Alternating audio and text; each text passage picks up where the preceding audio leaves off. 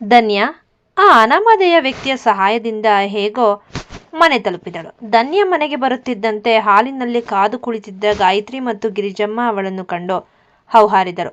ಶ್ರೇಯ ಮೊದಲೇ ಅಲ್ಲಿಗೆ ಬಂದು ತನ್ನ ಸುಳ್ಳಿನ ಕಥೆಯನ್ನು ಅಮ್ಮನಿಗೆ ಉಣಬಡಿಸಿದ್ದಳು.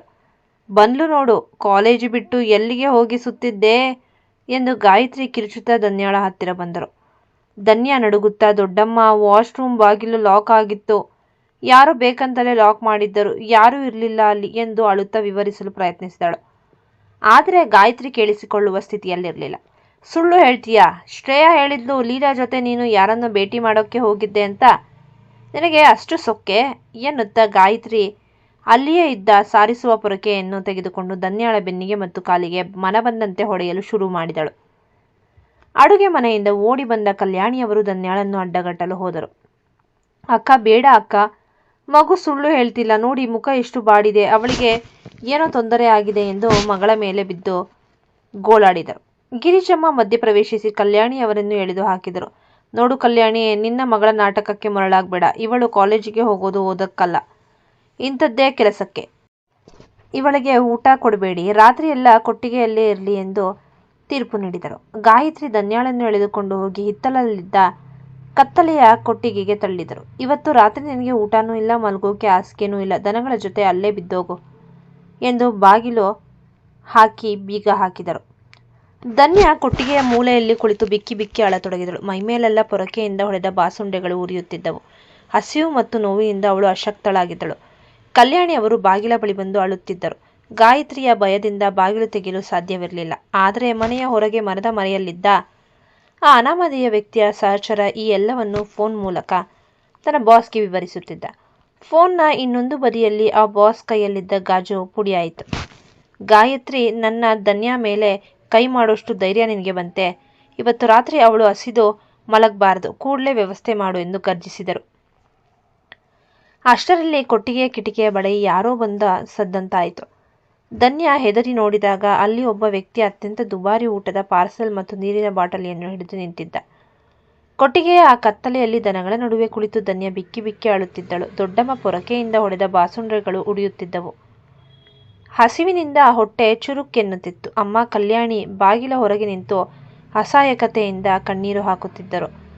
ಧನ್ಯ ಮಗಳೇ, ನನ್ನನ್ನು ಕ್ಷಮಿಸಿಬಿಡು, ನಿನಗೆ ಈ ಮನೆಯಲ್ಲಿ ಕಷ್ಟ ತಪ್ಪಲಿಲ್ವಲ್ಲ ಎಂದು ಅಮ್ಮ ಮರುಗುತ್ತಿದ್ದರು. ಅಷ್ಟರಲ್ಲಿ ಕೊಟ್ಟಿಗೆಯ ಕಿಟಕಿಯಿಂದ ಸದ್ದಾಯಿತು. ಧನ್ಯ ಗಾಬರಿಯಿಂದ ನೋಡಿದಾಗ ಅಲ್ಲಿ ಒಬ್ಬ ವ್ಯಕ್ತಿ ನಿಂತಿದ್ದ. ಅವನು ನಮ್ಮ ನಿಗೂಢ ಬಾಸ್ ಅವರ ಆಪ್ತ ಮನುಷ್ಯ. ಅವನು ಧನ್ಯಾಳ ಹತ್ತಿರ ಬಂದು, ಧನ್ಯ ಅವರೇ, ಹೆದರಬೇಡಿ, ನಮ್ಮ ಬಾಸ್ ನಿಮಗಾಗಿ ಇದನ್ನು ಕಳಿಸಿದ್ದಾರೆ ಎಂದು ರುಚಿಕರವಾದ ಬಿಸಿ ಬಿಸಿ ಊಟದ ಪಾರ್ಸೆಲ್ ಮತ್ತು ನೀರಿನ ಬಾಟಲಿಯನ್ನು ಮುಂದಿಟ್ಟನು. ಧನ್ಯ ಮೊದಲು ಬೇಡ ಎಂದು ತಲೆ ಅಲ್ಲಾಡಿಸಿದಳು. ಆದರೆ ಆ ಮನುಷ್ಯ, ನೀವು ಇದನ್ನು ತಿನ್ನದೇ ಹೋದರೆ ನಮ್ಮ ಬಾಸ್ ತುಂಬ ಬೇಸರ ಮಾಡಿಕೊಳ್ತಾರೆ, ಅವರು ನಿಮ್ಮ ಕಷ್ಟವನ್ನು ಸಹಿಸುವುದಿಲ್ಲ ಎಂದು ವಿನಂತಿಸಿದಾಗ ಹಸಿವಿನಿಂದ ಬಳಲುತ್ತಿದ್ದ ಧನ್ಯ ನಿಧಾನವಾಗಿ ಆ ಊಟವನ್ನು ಸ್ವೀಕರಿಸಿದಳು. ಅವಳಿಗೆ ಆಶ್ಚರ್ಯವಾಯಿತು. ಆ ಅಪರಿಚಿತ ಬಾಸ್ಗೆ ತನ್ನ ಹಸಿವಿನ ಬಗ್ಗೆಯೂ ಅಷ್ಟು ಕಾಳಜಿ ಇದೆಯೇ? ಆ ಪ್ರೀತಿ ಅವಳಿಗೆ ಹೊಸ ಧೈರ್ಯ ನೀಡಿತು. ಇತ್ತ ತನ್ನ ಐಷಾರಾಮಿ ಬಂಗಲೆಯಲ್ಲಿ ಕುಳಿತಿದ್ದ ಬಾಸ್ ತನ್ನ ಮನುಷ್ಯನಿಂದ ಧನ್ಯಾಳಿಗೆ ಆದ ಅವಮಾನ ಮತ್ತು ಏಟಿನ ಬಗ್ಗೆ ಕೇಳಿದಾಗ ಅವರ ಕಣ್ಣುಗಳಲ್ಲಿ ಬೆಂಕಿ ಹೊತ್ತಿಕೊಂಡಿತ್ತು. ಗಾಯತ್ರಿ ಮಾಡಿದ ಈ ಕ್ರೂರತೆಗೆ ತಕ್ಕ ಶಿಕ್ಷೆ ನೀಡಲೇಬೇಕು ಎಂದು ಅವರು ತೀರ್ಮಾನಿಸಿದರು. ಬಾಸ್ ಕೇವಲ ಒಂದು ಫೋನ್ ಕಾಲ್ ಮಾಡಿದರು ಅಷ್ಟೇ. ಮರುದಿನ ಬೆಳಿಗ್ಗೆ ಗಾಯತ್ರಿ ಎದ್ದಾಗ ಅವಳಿಗೆ ಒಂದು ದೊಡ್ಡ ಶಾಕ್ ಕಾದಿತ್ತು. ಗಾಯತ್ರಿ ತನ್ನ ಹೆಸರಿನಲ್ಲಿ ಇಟ್ಟುಕೊಂಡಿದ್ದ ಬ್ಯಾಂಕ್ ಅಕೌಂಟ್ಗಳು ಇದ್ದಕ್ಕಿದ್ದಂತೆ ಫ್ರೀಸ್ ಆಗಿದ್ದವು. ಅಷ್ಟೇ ಅಲ್ಲ, ಅವಳು ನೆಚ್ಚಿಕೊಂಡಿದ್ದ ಅವಳ ತವರು ಮನೆಯ ಕೆಲವು ಆಸ್ತಿಗಳ ಮೇಲೆ ಸರ್ಕಾರಿ ನೋಟಿಸ್ ಬಂದಿತ್ತು. ಗಾಯತ್ರಿ ಹಣಕ್ಕಾಗಿ ಪರದಾಡುವಂತೆ ಮಾಡುವುದು ಬಾಸ್ ನೀಡಿದ ಮೊದಲ ಪೆಟ್ಟು. ತನ್ನ ಅಹಂಕಾರದ ಮೂಲವಾದ ಹಣವೇ ಕೈ ತಪ್ಪಿ ಹೋಗುತ್ತಿರುವುದನ್ನು ಕಂಡು ಗಾಯತ್ರಿ ಹೌಹಾರಿದಳು. ಮನೆಯಲ್ಲಿ ಯಾರಿಗೂ ಈ ವಿಷಯ ತಿಳಿಯದಂತೆ ಅವಳು ಒದ್ದಾಡತೊಡಗಿದಳು. ಶ್ರೇಯ ಮರುದಿನ ಕಾಲೇಜಿಗೆ ಹೋದಾಗ ತಾನು ಮಹಾರಾಣಿಯಂತೆ ಮೆರೆಯಬಹುದು ಎಂದು ಅಂದುಕೊಂಡಿದ್ದಳು. ಧನ್ಯಾಳನ್ನು ವಾಶ್ರೂಮ್ನಲ್ಲಿ ಲಾಕ್ ಮಾಡಿದ ವಿಷಯ ಯಾರಿಗೂ ತಿಳಿಯುವುದಿಲ್ಲ ಎಂಬ ಅಹಂಕಾರ ಅವಳಲ್ಲಿತ್ತು. ಆದರೆ ಅವಳು ಕ್ಲಾಸ್ ರೂಮ್ ಪ್ರವೇಶಿಸುತ್ತಿದ್ದಂತೆಯೇ ಎಲ್ಲರೂ ಅವಳನ್ನು ನೋಡಿ ಗುಸುಗುಸು ಎಂದು ಮಾತನಾಡಿಕೊಳ್ಳುತ್ತಿದ್ದರು. ಅಷ್ಟರಲ್ಲಿ ಪ್ರಿನ್ಸಿಪಾಲ್ ಅವಳನ್ನು ಆಫೀಸ್ ರೂಮ್ಗೆ ಕರೆಸಿದರು. ಅಲ್ಲಿ ಲೀಲಾ ಕೂಡ ಇದ್ದಳು. ಪ್ರಿನ್ಸಿಪಾಲ್ ಗಂಭೀರವಾಗಿ, ಶ್ರೇಯ, ನಿನ್ನ ಮೇಲೆ ನಮಗೆ ಒಂದು ಗಂಭೀರವಾದ ದೂರು ಬಂದಿದೆ. ಧನ್ಯಾಳನ್ನು ವಾಶ್ರೂಮ್ನಲ್ಲಿ ಲಾಕ್ ಮಾಡಿ ಅವಳ ಪ್ರಾಣದ ಜೊತೆ ಚೆಲ್ಲಾಟವಾಡಿದ ಸಾಕ್ಷಿ ನಮ್ಮ ಕೈ ಸೇರಿದೆ ಎಂದರು. ಶ್ರೇಯ ನಡುಗುತ್ತಾ, ಇಲ್ಲ ಸರ್, ನಾನು ಮಾಡಿಲ್ಲ ಎಂದು ಸುಳ್ಳು ಹೇಳಲು ಹೋದಳು. ಆದರೆ ಪ್ರಿನ್ಸಿಪಾಲ್ ಟೇಬಲ್ ಮೇಲಿದ್ದ ಕಂಪ್ಯೂಟರ್ ಆನ್ ಮಾಡಿದರು. ಅದರಲ್ಲಿ ಬಾಸ್ ಕಳಿಸಿದ್ದ ವಿಡಿಯೋ ಪ್ಲೇ ಆಯಿತು. ಶ್ರೇಯಾ ವಾಶ್ರೂಮ್ ಬಾಗಿಲಿಗೆ ಬೀಗ ಹಾಕುತ್ತಿರುವುದು ಅದರಲ್ಲಿ ಸ್ಪಷ್ಟವಾಗಿತ್ತು. ಶ್ರೇಯಾ, ನಿನ್ನನ್ನು ಈ ಕಾಲೇಜಿನಿಂದ 1 ತಿಂಗಳು ಸಸ್ಪೆಂಡ್ ಮಾಡಲಾಗುತ್ತಿದೆ. ನಿನ್ನ ಪೋಷಕರನ್ನು ಈಗಲೇ ಕರೆಸು ಎಂದು ಪ್ರಿನ್ಸಿಪಾಲ್ ಗುಡುಗಿದರು. ಇಡೀ ಕಾಲೇಜಿನ ಮುಂದೆ ಶ್ರೇಯಾಳ ಮರ್ಯಾದೆ ಹರಾಜಾಯಿತು. ಫೇಲಾಗಿ ಹೇಗೋ ಅಲ್ಲೇ ಉಳಿದುಕೊಂಡಿದ್ದವಳಿಗೆ ಈಗ ಮನೆಯವರ ಮುಂದೆ ಮುಖ ತೋರಿಸಲು ಜಾಗವಿಲ್ಲದಂತಾಯಿತು. ಶ್ರೇಯಾ ಅಳುತ್ತಾ ಮನೆಗೆ ಬಂದು ಗಾಯತ್ರಿಗೆ ವಿಷಯ ತಿಳಿಸಿದಾಗ ಗಾಯತ್ರಿ ಮತ್ತು ಗಿರಿಜಮ್ಮನಿಗೆ ಬೆಂಕಿ ಬಿದ್ದಂತಾಯಿತು. ಇಷ್ಟೆಲ್ಲ ಮಾಡುವ ಆ ಶಕ್ತಿವಂತ ವ್ಯಕ್ತಿ ಯಾರು? ಧನ್ಯಾಳ ಹಿಂದೆ ಯಾರಿದ್ದಾರೆ ಎಂಬ ಭಯ ಅವರಿಬ್ಬರನ್ನು ಕಾಡತೊಡಗಿತು. ಧನ್ಯಾ ಮಾತ್ರ ತನ್ನ ರೂಮ್ನಲ್ಲಿ ಕುಳಿತು ತನ್ನನ್ನು ಪ್ರತಿ ಬಾರಿಯೂ ಕಾಪಾಡುತ್ತಿರುವ ಆ ಅನಾಮಧೇಯ ಬಾಸ್ ಯಾರು ಎಂದು ಯೋಚಿಸುತ್ತಿದ್ದಳು. ಆ ವ್ಯಕ್ತಿಯ ಮೇಲೆ ಅವಳಿಗೆ ಈಗ ಗೌರವ ಮತ್ತು ಸಣ್ಣದಾಗಿ ಪ್ರೀತಿ ಹುಟ್ಟಲು ಶುರುವಾಯಿತು. ಮರುದಿನ ಧನ್ಯಾ ಕಾಲೇಜಿಗೆ ಹೋದಾಗ ಲೀಲಾ ಓಡಿ ಬಂದು ಅವಳನ್ನು ತಬ್ಬಿಕೊಂಡಳು. ಕ್ಷಮಿಸು ಧನ್ಯಾ, ನಿನ್ನ ಹತ್ತಿರ ಫೋನ್ ಇಲ್ಲ ಅನ್ನೋದು ಆ ಸಮಯದಲ್ಲಿ ನನ್ನ ತಲೆಯಿಂದ ಹೊರಟು ಹೋಗಿತ್ತು. ಆ ಶ್ರೇಯಾ ನಿನಗೆ ಮನೆಯಿಂದ ಫೋನ್ ಬಂತು, ನೀನು ಹೋಗ್ತಿದ್ದೀಯಾ ಅಂತ ಸುಳ್ಳು ಹೇಳಿದಳು. ಅವಳ ಮಾತನ್ನು ನಂಬಿ ನಾನು ಹೊರಟು ಹೋದದ್ದೇ ತಪ್ಪಾಯಿತು ಎಂದು ಗೆಳತಿ ಕಣ್ಣೀರು ಹಾಕಿದಳು. ಧನ್ಯಾ ಮೌನವಾಗಿ ಅವಳನ್ನು ಸಮಾಧಾನ ಪಡಿಸಿದಳು. ಆದರೆ ಶ್ರೇಯಾ ಎಷ್ಟು ಕೆಟ್ಟವಳು ಎಂಬುದು ಧನ್ಯಾಳಿಗೆ ಈಗ 100ಕ್ಕೆ 100ರಷ್ಟು ಅರ್ಥವಾಗಿತ್ತು. ಕಾಲೇಜು ಮುಗಿಸಿ ಮನೆಗೆ ಹೊರಟ ಧನ್ಯಾಳಿಗೆ ಮತ್ತೆ ಅಡ್ಡಗಟ್ಟಿದ್ದು ಅದೇ ಪೋಲಿ ಹುಡುಗರ ಗ್ಯಾಂಗ್. 2 ದಿನಗಳಿಂದ ಧನ್ಯಾಳನ್ನು ನೋಡದ ಆ ಹುಡುಗ ತಡೆಯಲಾರದೆ ಇಂದು ದಾರಿಯಲ್ಲೇ ಅವಳಿಗಾಗಿ ಕಾಯುತ್ತಿದ್ದ. ಧನ್ಯಾ, ಯಾಕೆ 2 ದಿನದಿಂದ ಕಾಣಲೇ ಇಲ್ಲ? 1 ವರ್ಷದಿಂದ ನಿನಗಾಗಿ ಕಾಯ್ತಾ ಇದ್ದೀನಿ. ನಿನಗೆ ಇಷ್ಟು ಹೇಳಿದರೂ ನನ್ನ ಪ್ರೀತಿಯನ್ನು ಒಪ್ಪಿಕೊಳ್ತಾನೆ ಇಲ್ವಲ್ಲ ಎಂದು ಆತ ಹತಾಶೆಯಿಂದ ಕೇಳಿದನು. ಧನ್ಯಾ ದೃಢವಾಗಿ, ನೋಡಿ, 100ನೇ ಸಲ ಹೇಳ್ತಾ ಇದ್ದೀನಿ, ನನಗೆ ಇದೆಲ್ಲ ಇಷ್ಟ ಇಲ್ಲ. ಇದೆಲ್ಲ ನಮ್ಮ ದೊಡ್ಡಮ್ಮ ಅಥವಾ ಅಕ್ಕ ಶ್ರೇಯಾಳಿಗೆ ಗೊತ್ತಾದರೆ ಮನೆಯಲ್ಲಿ ನನ್ನನ್ನು ಜೀವಂತವಾಗಿ ಬಿಡಲ್ಲ, ದೊಡ್ಡ ರಂಪಾಟವೇ ಆಗುತ್ತೆ ಎಂದಳು. ದಯವಿಟ್ಟು ನನ್ನ ಪಾಡಿಗೆ ನನ್ನನ್ನು ಬಿಟ್ಟು ಬಿಡಿ ಎಂದಳು. ಅದಕ್ಕೆ ಆ ಹುಡುಗ ಜೋರಾಗಿ ನಗುತ್ತಾ, ಓಹೋ, ನಿನ್ನ ಅಕ್ಕ ಅಂದರೆ ಶ್ರೇಯಾ ಅಲ್ವಾ? ಅವಳೇ ಸರಿ ಇಲ್ಲ. ಅವಳು ದಿನಕ್ಕೊಬ್ಬ ಹುಡುಗನ ಜೊತೆ ಸುತ್ತುತ್ತಾಳೆ. ಅಂಥವಳು ನಿನ್ನಂಥ ಒಳ್ಳೆ ಹುಡುಗಿ ಮೇಲೆ ಚಾಡಿ ಹೇಳಿದರೆ ನಾನು ಸುಮ್ಮನೆ ಬಿಡ್ತೀನ ಎಂದು ಗುಡುಗಿದ. ಧನ್ಯಾ ಆಶ್ಚರ್ಯದಿಂದ ಅವನನ್ನು ನೋಡಿದಾಗ ಅವನು ಮುಂದುವರಿಸಿದ, ನೋಡು ಧನ್ಯಾ, ನೀನು ಅಂದುಕೊಂಡ ಹಾಗೆ ನಾನು ಬರೀ ಪೋಲಿ ಹುಡುಗ ಅಲ್ಲ. ನನಗೂ ನನ್ನದೇ ಆದ ಬಿಸ್ನೆಸ್ ಇದೆ. ಬೆಳಿಗ್ಗೆಯಿಂದ ಎಲ್ಲ ಕೆಲಸ ಮುಗಿಸಿಯೇ ನಿನ್ನ ಕಾಲೇಜು ಬಿಡೋ ಟೈಮ್ಗೆ ಇಲ್ಲಿ ಬಂದು ಕಾಯೋದು. ಇವರೆಲ್ಲ ನನ್ನ ಗೆಳೆಯರು ಅಷ್ಟೇ ಎಂದು ತನ್ನ ಗ್ಯಾಂಗ್ ಅನ್ನು ತೋರಿಸಿದ. ಶ್ರೇಯಾ ಬಗ್ಗೆ ಆ ಹುಡುಗ ಹೇಳಿದ ಮಾತುಗಳು ಧನ್ಯಾಳನ್ನು ದಂಗುಬಡಿಸಿದವು. ಶ್ರೇಯಾ ಮನೆಯಲ್ಲಿ ಅಷ್ಟೊಂದು ಸಂಸ್ಕೃತಳಂತೆ ನಟಿಸುತ್ತಾಳೆ, ಆದರೆ ಹೊರಗೆ ಅವಳ ನಿಜವಾದ ಮುಖ ಬೇರೆಯೇ ಇದೆಯೇ? ಅಷ್ಟರಲ್ಲಿ ಆ ಹುಡುಗ ಮತ್ತೊಮ್ಮೆ ಕೇಳಿದ, ಧನ್ಯಾ, ನಾನೇನೋ ನಿನಗೆ ಕೆಟ್ಟದ್ದು ಮಾಡಲ್ಲ, ನನ್ನ ಪ್ರೀತಿನ 1 ಸಲ ಯೋಚನೆ ಮಾಡು ಎಂದ. ಆದರೆ ಧನ್ಯಾ ಏನೂ ಮಾತನಾಡದೆ ಅಲ್ಲಿಂದ ವೇಗವಾಗಿ ಹೆಜ್ಜೆ ಹಾಕಿದಳು. ದೂರದಲ್ಲಿ ನಿಂತಿದ್ದ ಆ ಕಪ್ಪು ಕಾರಿನಲ್ಲಿದ್ದ ಬಾಸ್ ಅವರ ಕೆಂಡದಂತಹ ಕಣ್ಣುಗಳು ಈ ಪೋಲಿ ಹುಡುಗನ ಮೇಲೆ ಬಿದ್ದಿದ್ದವು. ಧನ್ಯಾಳ ದಾರಿಗೆ ಅಡ್ಡ ನಿಂತವನನ್ನು ಸುಮ್ಮನೆ ಬಿಡಲು ಬಾಸ್ ತಯಾರಿರಲಿಲ್ಲ. ನಗರದ ಹೊರವಲಯದಲ್ಲಿರುವ ಅತ್ಯಾಧುನಿಕ ಹಾಗೂ ಭವ್ಯವಾದ ಬಂಗಲೆಯ ಹೆಸರು ಅಗ್ನಿ ನಿವಾಸ. ಇಲ್ಲಿ ವಾಸಿಸುವವರು ರಾಜ್ಯದ ಪ್ರಭಾವಿ ಉದ್ಯಮಿಗಳಾದ ಅಗ್ನಿವಂಶ ಕುಟುಂಬದವರು. ಈ ಕುಟುಂಬಕ್ಕೆ ತನ್ನದೇ ಆದ ಘನತೆ ಮತ್ತು ಸಮಾಜದಲ್ಲಿ ಒಂದು ರೀತಿಯ ಭಯಮಿಶ್ರಿತ ಗೌರವವಿದೆ. ಈ ಸಾಮ್ರಾಜ್ಯದ ಇಂದಿನ ವಾರಸುದಾರನೇ ನಮ್ಮ ಕಥೆಯ ನಾಯಕ, ಅದ್ವೈತ್ ಅಗ್ನಿವಂಶ. ಅದ್ವೈತ್ ಎಂದರೆ ಕೇವಲ ಅಧಿಕಾರವಲ್ಲ, ಅವನು ಮೌನದ ಗಣಿ.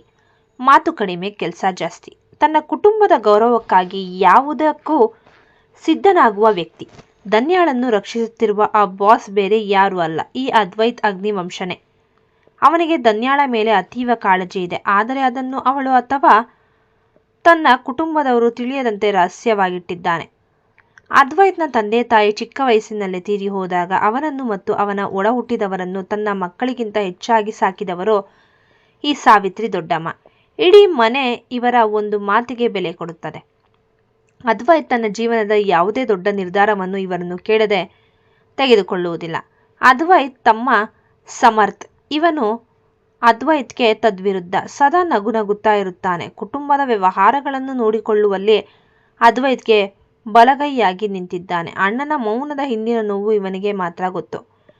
ಮನೆಯ ಏಕೈಕ ಹೆಣ್ಣು ಮಗಳು ಅದಿತಿ ಕಾಲೇಜಿನಲ್ಲಿ ಓದುತ್ತಿದ್ದಾಳೆ. ಇವಳು ಧನ್ಯಾ ಓದುತ್ತಿರುವ ಅದೇ ಕಾಲೇಜಿನಲ್ಲಿದ್ದಾಳೆ ಎಂಬುದು ಇಲ್ಲಿನ ದೊಡ್ಡ ಸಸ್ಪೆನ್ಸ್. ಆದರೆ ಇವರಿಬ್ಬರಿಗೂ ತಾವು ಅಣ್ಣ ತಂಗಿಯರು ಎಂಬ ವಿಷಯವಾಗಲಿ ಅಥವಾ ಧನ್ಯಾಳ ಬಗ್ಗೆ ಅದ್ವೈತ್ಗೆ ಇರುವ ಕಾಳಜಿಯಾಗಲಿ ಇನ್ನೂ ತಿಳಿದಿಲ್ಲ.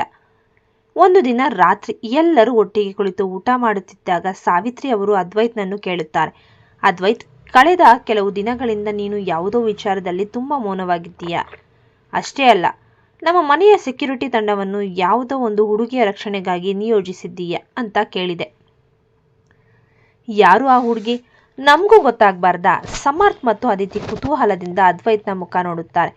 ಅದ್ವೈತ್ ತನ್ನ ಊಟ ಮುಗಿಸಿ ಶಾಂತವಾಗಿ ಹೇಳುತ್ತಾನೆ, ದೊಡ್ಡಮ್ಮ, ಅವಳು ಕೇವಲ ಒಬ್ಬ ಹುಡುಗಿಯಲ್ಲ, ಅವಳು ಅಗ್ನಿವಂಶದ ಕುಟುಂಬಕ್ಕೆ ಸೇರಬೇಕಾದ ಗೌರವ. ಕಾಲ ಬಂದಾಗ ಎಲ್ಲವನ್ನೂ ಹೇಳ್ತೀನಿ. ಅಲ್ಲಿಯವರೆಗೂ ಅವಳ ಹೆಸರು ಈ ಮನೆಯಲ್ಲಿ ಪ್ರಸ್ತಾಪವಾಗುವುದು ಬೇಡ. ಅದ್ವೈತ್ನ ಈ ಮಾತು ಮನೆಯವರಲ್ಲಿ ದೊಡ್ಡ ಗೊಂದಲ ಮೂಡಿಸುತ್ತದೆ. ಮನೆಯಲ್ಲಿ ಗಾಯತ್ರಿ ಅಬ್ಬರ ಎಂದಿನಂತೆ ಇತ್ತು. ಎಲ್ಲಿಗೂ ಹೋಗೋ ಹಾಗಿಲ್ಲ. ಈ ಮನೆಯ ಕೆಲಸ ಬಿಟ್ಟು ಆ ಸತ್ತವರ ಕಾರ್ಯಕ್ಕೆ ಹೋಗೋ ಅಗತ್ಯವಿಲ್ಲ. ಇಲ್ಲಿ ರಾಶಿ ಕೆಲಸ ಬಿದ್ದಿದೆ. ಇವರಿಗೆ ತವರು ಮನೆಯ ನೆನಪು ಬೇರೆ ಎಂದು ಗಾಯತ್ರಿ ಅಂಗಳದಲ್ಲಿ ನಿಂತು ಕೂಗಾಡುತ್ತಿದ್ದಳು. ಗಿರಿಜಮ್ಮ ಕೂಡ ಅದಕ್ಕೆ ಸಾಥ್ ಕೊಡುತ್ತಾ, ಹೌದು, ಇಲ್ಲಿ ಬೇಕಾದಷ್ಟು ಕೆಲಸ ಇದೆ, ಇವರು ಶ್ರಾದ್ದ ಅಂತ ಹೊರಟಿದ್ದಾರೆ ಎಂದು ಚುಚ್ಚಿ ಮಾತನಾಡುತ್ತಿದ್ದರು. ಆದರೆ ಈ ಬಾರಿ ರಮೇಶ್ ಅವರು ಮೊದಲಿನಂತಿರಲಿಲ್ಲ. ಮಗಳ ಮೇಲೆ ನಡೆದ ಹಲ್ಲೆ, ಅವಳ ಕಾಲಿನ ಗಾಯ ಮತ್ತು ಕಲ್ಯಾಣಿಯವರ ಅಸಹಾಯಕ ಕಣ್ಣೀರು ಅವರಲ್ಲಿ ಒಂದು ರೀತಿಯ ಗಟ್ಟಿತನ ತಂದಿತ್ತು. ಗಾಯತ್ರಿ, ಸಾಕು ನಿಲ್ಲಿಸು ನಿನ್ನ ರಗಳೆ. ಕಲ್ಯಾಣಿಯ ತಂದೆ ತಾಯಿಯ ಶ್ರಾದ್ದಕ್ಕೆ ಹೋಗುವುದು ನಮ್ಮ ಕರ್ತವ್ಯ. ಇವತ್ತು ಯಾರೂ ನಮ್ಮನ್ನು ತಡೆಯೋಕೆ ಆಗಲ್ಲ ಎಂದು ಗಟ್ಟಿಯಾಗಿ ಹೇಳಿ ಕಲ್ಯಾಣಿ ಮತ್ತು ಧನ್ಯಳನ್ನು ಕರೆದುಕೊಂಡು ಕಾರಿನತ್ತ ನಡೆದರು. ಗಾಯತ್ರಿ ಗರಬಡಿದವಳಂತೆ ನಿಂತಿದ್ದಳು. ರಮೇಶ್ ಮೊದಲ ಬಾರಿಗೆ ಅವಳ ಮಾತನ್ನು ಮೀರಿದ್ದು ಅವಳಿಗೆ ದೊಡ್ಡ ಅವಮಾನವಾಗಿ ಕಂಡಿತ್ತು. ಹೋಗಿ ಹೋಗಿ ಬಂದ್ಮೇಲೆ ಇದೇ ನಿಮಗೆ ಮಾರಿ ಹಬ್ಬ ಎಂದು ಮನದಲ್ಲಿ ಶಪಿಸಿದಳು. ರಮೇಶ್, ಕಲ್ಯಾಣಿ ಮತ್ತು ಧನ್ಯ ಮೂವರು ಹಳ್ಳಿಯತ್ತ ಪ್ರಯಾಣ ಬೆಳೆಸಿದರು. ಬಹಳ ದಿನಗಳ ನಂತರ ಧನ್ಯ ತನ್ನ ಅಮ್ಮನ ತವರೂರನ್ನು ನೋಡುತ್ತಿದ್ದರು. ಕಲ್ಯಾಣಿಯವರಿಗೆ ತನ್ನ ತಂದೆ ತಾಯಿ ನೆನಪಾಗಿ ದಾರಿಯುದ್ದಕ್ಕೂ ಕಣ್ಣೀರು ಬರುತ್ತಿತ್ತು. ಹಳ್ಳಿಯ ಆ ಹಳೆಯ ಮನೆಯಲ್ಲಿ ಶ್ರಾದ್ದದ ಕಾರ್ಯಗಳು ಭಕ್ತಿಯಿಂದ ನಡೆದವು. ಧನ್ಯ ತನ್ನ ಅಜ್ಜ ಅಜ್ಜಿಯ ಫೋಟೋ ಮುಂದೆ ಕೈ ಮುಗಿದು ನಿಂತಳು. ನಮ್ಮ ಅಮ್ಮನಿಗೆ ಇಷ್ಟೊಂದು ಕಷ್ಟ ಯಾಕೆ ದೇವರು ಕೊಟ್ಟಿದ್ದಾನೆ? ನಮ್ಮನ್ನು ಕಾಪಾಡೋರು ಯಾರೂ ಇಲ್ವಾ ಎಂದು ಮನದಲ್ಲೇ ಮರುಗಿದಳು. ಶ್ರಾದ್ದದ ಕಾರ್ಯ ಮುಗಿಸಿ ಊಟಕ್ಕೆ ಕುಳಿತಾಗ ಅಲ್ಲಿಗೆ ಹಳೆಯ ಪರಿಚಿತ ಪಂಡಿತರು ಬಂದರು. ಅವರು ಧನ್ಯಾಳನ್ನು ನೋಡಿ ರಮೇಶ್ ಅವರಿಗೆ ಗುಟ್ಟಾಗಿ ಹೇಳಿದರು, ರಮೇಶ್ ಅವರೇ, ಈ ಹುಡುಗಿ ಸಾಮಾನ್ಯದವಳಲ್ಲ. ಇವಳ ಹಣೆಯಲ್ಲಿ ಅಪ್ರತಿಮವಾದ ಅದೃಷ್ಟವಿದೆ. ಸದ್ಯಕ್ಕೆ ಕಷ್ಟಗಳಿರಬಹುದು, ಆದರೆ ಇವಳನ್ನು ಕಾಯುವ ಒಬ್ಬ ಶಕ್ತಿವಂತ ವ್ಯಕ್ತಿ ಈಗಾಗಲೇ ಬಂದಿದ್ದಾನೆ. ಇವಳ ಭವಿಷ್ಯ ಅಗ್ನಿವಂಶ ಕುಟುಂಬದ ಜೊತೆ ಬೆರೆತಿದೆ. ಈ ಮಾತು ಕೇಳಿ ರಮೇಶ್ ಅವರ ಮುಖದಲ್ಲಿ ಒಂದು ರೀತಿಯ ಆತಂಕ ಮತ್ತು ಅಚ್ಚರಿ ಒಟ್ಟಿಗೆ ಮೂಡಿತು. ಅವರಿಗೆ ಆಸ್ತಿಯ ವಿಷಯ ಮತ್ತು ಅಗ್ನಿವಂಶದ ನಡುವಿನ ಹಳೆಯ ಸಂಬಂಧ ನೆನಪಾಯಿತು. ಅವರು ಶ್ರಾದ್ದ ಮುಗಿಸಿ ಮರಳುವಾಗ ದಾರಿಯಲ್ಲಿ ಕಾರು ಒಂದು ಕಡೆ ನಿಂತಿತ್ತು. ಧನ್ಯ ಪಕ್ಕದಲ್ಲಿದ್ದ ಕೆರೆಯ ನೀರನ್ನು ನೋಡಲು ಕೆಳಗಿಳಿದಳು. ಅಷ್ಟರಲ್ಲಿ ಅವಳಿಗೆ ಸ್ವಲ್ಪ ದೂರದಲ್ಲಿ ಅದೇ ಕಪ್ಪು ಬಣ್ಣದ ಐಷಾರಾಮಿ ಕಾರ್ ನಿಂತಿರುವುದು ಕಂಡಿತು. ಈ ಬಾರಿ ಆ ಕಾರ್ನ ಗಾಜು ಪೂರ್ತಿ ಕೆಳಗಿಳಿಯಿತು. ಧನ್ಯ ಮೊದಲ ಬಾರಿಗೆ ಆ ವ್ಯಕ್ತಿಯ ಮುಖವನ್ನು ಸರಿಯಾಗಿ ನೋಡಿದಳು. ತೀಕ್ಷ್ಣವಾದ ಕಣ್ಣುಗಳು, ರಾಜಗಾಂಭೀರ್ಯವಾದ ಮುಖ. ಅವನೇ ನಮ್ಮ ಅದ್ವೈತ್, ಅಗ್ನಿವಂಶ. ಅದ್ವೈತ್ ಅವಳನ್ನೇ ದಿಟ್ಟಿಸಿ ನೋಡುತ್ತಿದ್ದ. ಧನ್ಯಾಳಿಗೆ ಭಯವಾಗಲಿಲ್ಲ, ಬದಲಾಗಿ ಒಂದು ರೀತಿಯ ಸುರಕ್ಷತೆಯ ಭಾವ ಮೂಡಿತು. ಅದ್ವೈತ್ ಕಾರಿನಿಂದ ಇಳಿಯಲಿಲ್ಲ, ಆದರೆ ಅವನ ಮೌನವೇ ಸಾವಿರಾರು ಮಾತುಗಳನ್ನು ಹೇಳುತ್ತಿತ್ತು. ಧನ್ಯ, ನಿನ್ನ ಕಣ್ಣೀರಿನ ದಿನಗಳು ಮುಗಿಯುತ್ತಾ ಬಂದಿವೆ ಎನ್ನುವಂತಿತ್ತು ಅವನ ನೋಟ. ರಮೇಶ್ ಅವರು ದೂರದಿಂದಲೇ ಅದ್ವೈತ್ನನ್ನು ಕಂಡು ಬೆಚ್ಚಿಬಿದ್ದರು. ಅವರಿಗೆ ಗೊತ್ತು, ಅಗ್ನಿವಂಶದವರು ಧನ್ಯಾಳನ್ನು ಸುಮ್ಮನೆ ಕಾಯುತ್ತಿಲ್ಲ ಎಂದು. ಈ ಕತೆ ನಿಮಗೆ ಇಷ್ಟವಾಗಿದ್ದಲ್ಲಿ ದಯಮಾಡಿ ನಮಗೆ ಸಬ್ಸ್ಕ್ರೈಬ್ ಮಾಡಿ. ಮುಂದಿನ ಹೊಸ ಪುಟಗಳಿಗಾಗಿ ನಮಗೆ ಪ್ರೋತ್ಸಾಹಿಸಿ. ಧನ್ಯವಾದಗಳು.